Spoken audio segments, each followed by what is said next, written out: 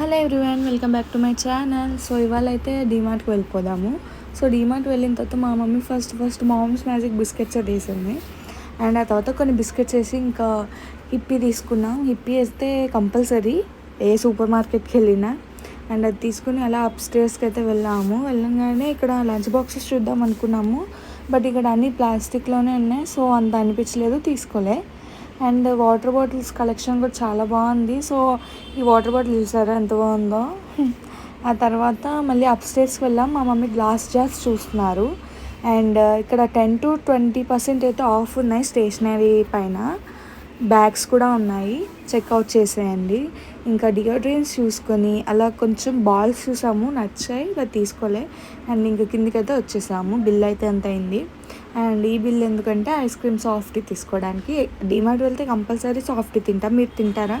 and ఈ chat తినేసి